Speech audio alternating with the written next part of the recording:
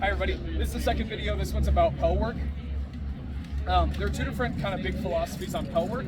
One of them is shadow boxing, which is where you actually fight as if it's an opponent. And this can be good for endurance, this can be good for increasing speed. But if you don't have core technique, you're going to be practicing bad technique. So even if you're moving too fast, you're not able to realize what you're throwing.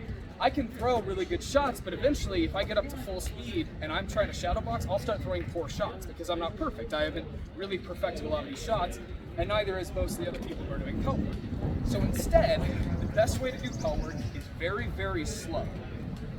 So when you line up with your Pell, line up straight across right here, and what you're going to do is take 1 half step over.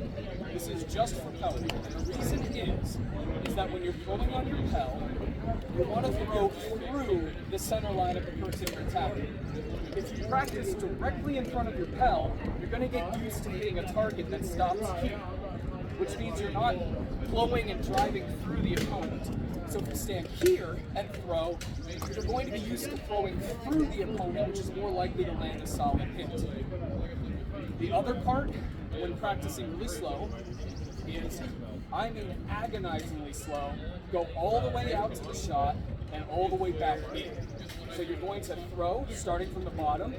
So you throw just like a punch, where your feet and your knees move, which moves your hips, which moves your back, which moves your arm, and then your arm takes it where it needs to go. You bring it slowly back, the back resets, the hips reset, the feet reset. So the whole thing at a little bit faster speed looks like this.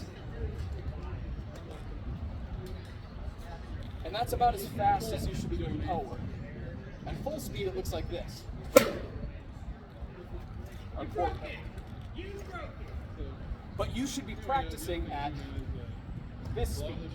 And I don't mean throwing and then kind of going, yeah, that was a good shot, that's a good shot. And then throwing and going, all right, cool. I mean all the way out, all the way back in, because it practices proper recovery. All the way out, and all the way back in. Same thing for every shot.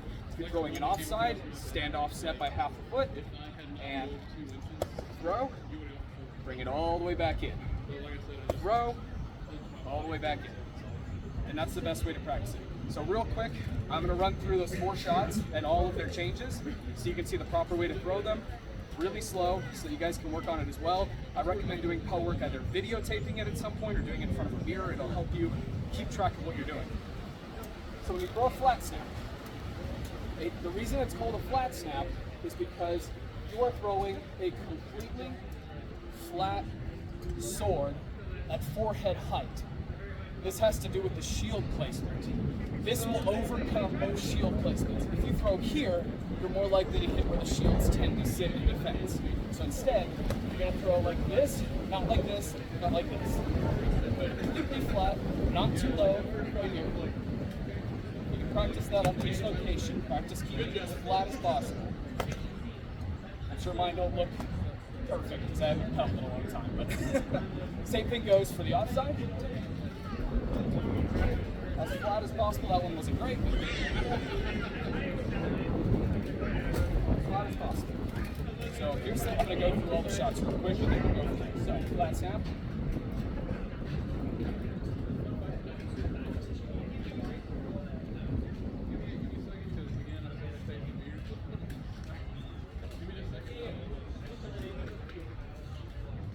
Alright, CrossShot.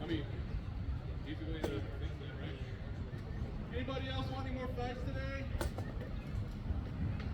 Anybody else want any more fights today? Hammer, it's pretty simple.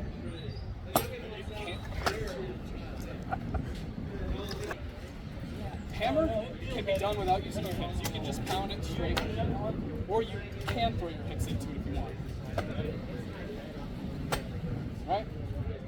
And then sub is pretty simple. You're still wanting to throw your hips into it though.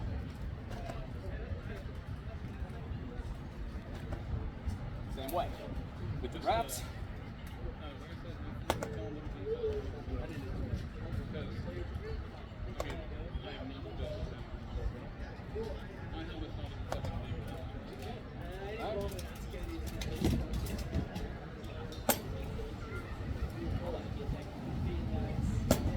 there's no real way to put this one flat, unfortunately.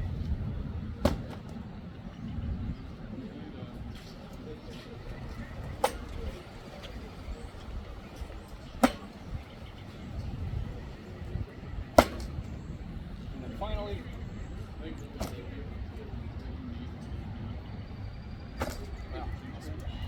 and that's Pell work.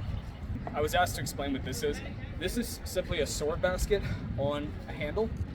We use these in tournaments, so that way when a combatant loses their hand, like say they have a shield or something and they don't have a full gauntlet, you can wear this to protect your hand. This is not something normally if you lose your arm that you would fight with. You would keep it behind you just to protect your hand in case somebody wrapped. I use it when I'm practicing single sword so that I can protect my hand for that purpose. So if you see in the videos, I'm practicing, I am using my arm because it hasn't been taken. I'm just using it to defend myself. But more often than not, if you lost an arm, you'd grab one of these and you'd be fighting with it behind your back.